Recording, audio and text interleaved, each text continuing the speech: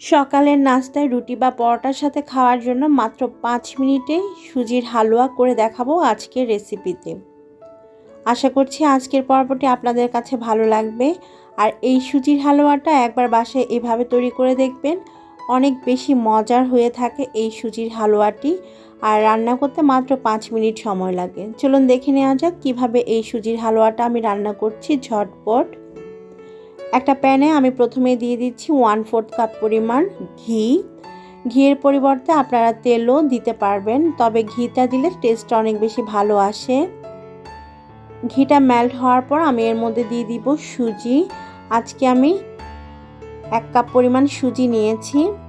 এখন ঘিয়ের সাথে সুজিটাকে ভালোভাবে ভেজে নিতে হবে, যেন সুজিটা একদম ঝরঝরে আর ক্রিস্পি হয়ে যায়। প্রায় মিনিট 2 ভাজার পর দেখবেন সুজিটা ঠিক এরকম হয়ে যাবে, ঝরঝরে হয়ে যাবে আর ক্রিস্পি হয়ে যাবে। তখন আমি এর মধ্যে দিয়ে দিব চিনি। চিনিটা আপনারা নিজেদের স্বাদ বুঝে অ্যাড করবেন। আমি আজকে 2/3 কাপ চিনি এখানে অ্যাড করেছি। আর চিনির মধ্যে কয়েকটা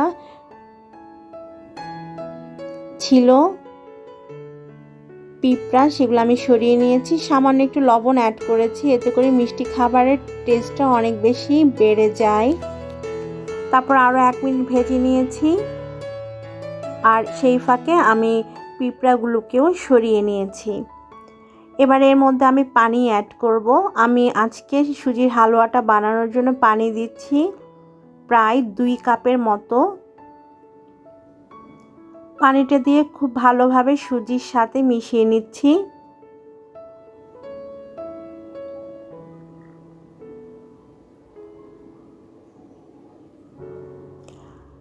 পানি দেওয়ার পর আমি এখন এর মধ্যে দিয়ে দিব গরুর দুধ। আমি এখানে 3 টেবিল চামচ পরিমাণ গরুর দুধ দিয়েছি, তবে দুধটা অপশনাল, আপনারা চাইলে এটা স্কিপ করতে পারেন। এবারে খুব ভালোভাবে নেড়েচেড়ে আমি সুজিটাকে রান্না করে নিব। সুজি রান্না করতে খুব বেশি সময় লাগে না, খুব অল্প সময়ে সুজিটা সেদ্ধ হয়ে যায়।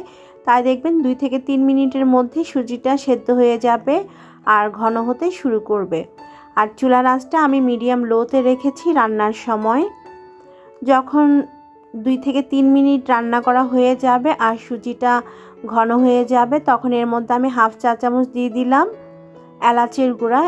এর পরিবর্তে আস্ত এলাচও ব্যবহার করা যাবে এখানে।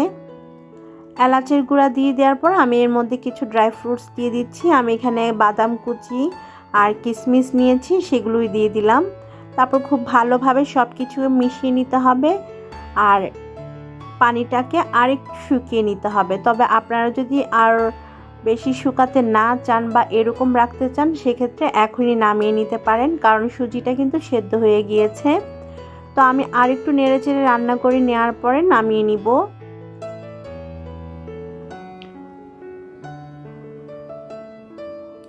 তো পানিটা শুকিয়ে নিয়েছি আর দেখতে পাচ্ছেন সুজি থেকে বলক উঠে এসেছে। আমি ঠিক এরকম পর্যায়ে সুজিটাকে নামিয়ে নিব, আর আমার কাছে এরকম পর্যায়ে ভালো লাগে। তো সুজির রান্না কমপ্লিট হয়ে গিয়েছে। এখন আমি সুজিটাকে নামিয়ে একটা সার্ভিং ডিশের মধ্যে ঢেলে নিব।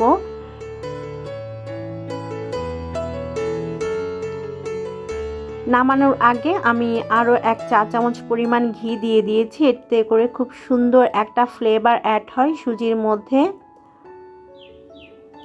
আর সুজি কিন্তু সব সময় মিডিয়াম লো হিটে রান্না করবেন, না হয়তো সুজি প্যানের নিচে লেগে যাবে। আমি ঘিটা খুব ভালোভাবে মিশিয়ে এখন একটা সার্ভিং ডিশের মধ্যে সুজিটাকে ঢেলে নিব। তো দর্শক দেখলেন তো খুব অল্প সময়ে মাত্র 5 মিনিটে ঝটপট কিভাবে সকালের নাস্তার জন্য সুজির হালুয়া করে নিতে হয়। এরকম নরম সুজির হালুয়া আমার বাসায় সবাই অনেক বেশি পছন্দ করে, তাই আমি অল্প সময়ে এই ঝটপট সুজির হালুয়া প্রায় বাসায় করে থাকি। তো আপনারাও ট্রাই করে দেখবেন। গরম গরম ফুলকো লুচির সাথে এই সুজির হালুয়া খেতে অসাধারণ স্বাদের হয়ে থাকে। আশা করছি আপনাদের আমার আজকের রেসিপিটি ভালো লেগেছে। ভালো লাগলে প্লিজ আমার চ্যানেলটিকে সাবস্ক্রাইব করে আমার সাথেই থাকবেন। আজকের মতো আমি তাহলে বিদায় নিচ্ছি। সবাই অনেক বেশি ভালো থাকবেন, সুস্থ থাকবেন। আল্লাহ হাফেজ।